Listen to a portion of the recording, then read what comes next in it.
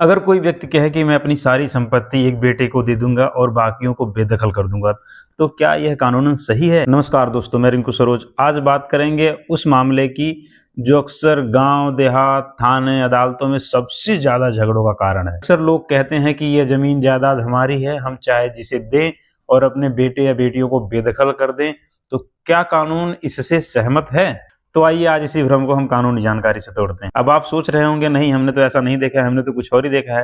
तो मैं आपको बता दूं, आप जो सोच रहे हो वो कानून सब पे लागू नहीं होता है। कानून में दो तरह की संपत्ति होती है, एक स्वअर्जित संपत्ति और दूसरा पैतृक या पुश्तैनी संपत्ति। स्वअर्जित संपत्ति वह संपत्ति होती है जिसे पिता ने खुद कमाई, खुद खरीदी, खुद बनाई। उस पर कानून कहता है मालिक ही राजा होता है, जिसका वह वसीयत कर सकते हैं, किसी एक बच्चे को दे सकते हैं, सभी बच्चों को बेदखल कर सकते हैं, उसे बेच सकते हैं या दान कर सकते हैं। सुप्रीम कोर्ट ने कहा कि self acquired property is at the absolute disposal of the owner, यानी कि खुद से कमाई गई संपत्ति मालिक के पूरे अधिकार में होती है। यहाँ बेटा या बेटी का कोई जन्मसिद्ध अधिकार नहीं होता। अब आते हैं उस जगह जहाँ 90% लोग गलती करते हैं। पुश्तैनी संपत्ति वह संपत्ति होती है जो दादा से पिता को, पिता से बच्चों को, बच्चे से उनके बच्चों को, ऐसे कई पीढ़ियों तक चलती आती है। इस संपत्ति में पिता अकेले मालिक नहीं होता, उनके बेटी और बेटियां जन्म से ही उसके हिस्सेदार होते हैं। 2020 का विनीता शर्मा वर्सेस राकेश शर्मा का मामला, ये मामला पुश्तैनी संपत्ति में बेटी के अधिकार को लेकर था। हिंदू उत्तराधिकार अधिनियम 1956,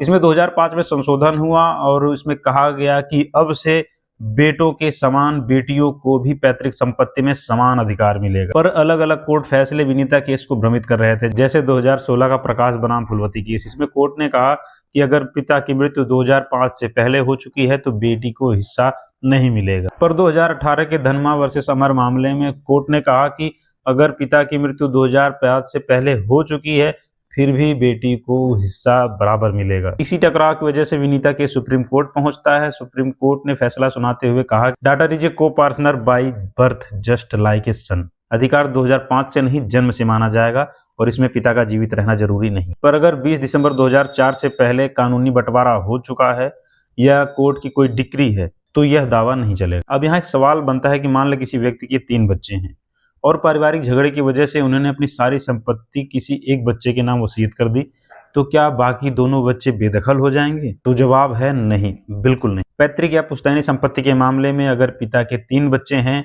तो संपत्ति में 4 हिस्सेदार होंगे।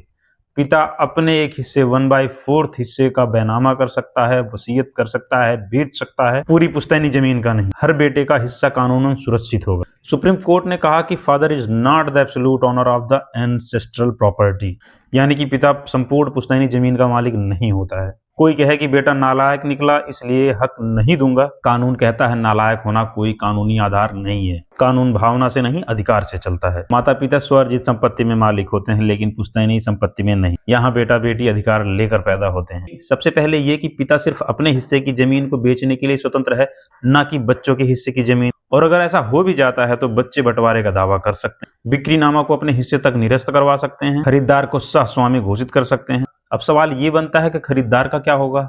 तो खरीदार पूरी संपत्ति के मालिक नहीं बनेंगे, वो सिर्फ पिता की संपत्ति के मालिक बनेंगे, बाकी में वो घुस भी नहीं पाएंगे। एक मामला है रघुवंश मणि प्रसाद नारायण सिंह वर्सेस अंबिका प्रसाद सिंह का। पिता ने पुश्तैनी संपत्ति बेच दी थी तो बच्चों ने बिक्री को कोर्ट में चुनौती दे दी। सुप्रीम कोर्ट ने फैसला देते हुए कहा कि पिता पुश्तैनी जमीन में पूर्ण मालिक नहीं, वह केवल अपने हिस्से तक ही वैध रूप से बेच सकता है, संपूर्ण संपत्ति को नहीं। 2008 का मामला लक्ष्मी नारायण वर्सेस श्यामला का। इस मामले में भी पिता ने पूरी पुश्तैनी संपत्ति बेच दी थी तो बच्चों ने बिक्री को कोर्ट में चुनौती दी। तो कोर्ट ने फैसला सुनाया कि अगर वैध आवश्यकता जैसे परिवार का भरण पोषण, कर्ज चुकाना, बेटी की शादी, इलाज आदि अगर परिवार के लाभ के लिए किया गया हो तो इसके अलावा की गई बिक्री बच्चों पर बाध्यकारी नहीं होती। हाईकोर्ट का मानना है कि खरीदार पिता की जगह आता है, पूरे मालिक की तरह नहीं। रजिस्ट्री दस्तावेज मालिकाना हक पैदा नहीं करता अगर बेचने वाले के पास पूरा हक ही ना हो। दोस्तों ये जानकारी अच्छी लगी तो वीडियो को लाइक कीजिए, मुझे फॉलो कीजिए। जय हिंद।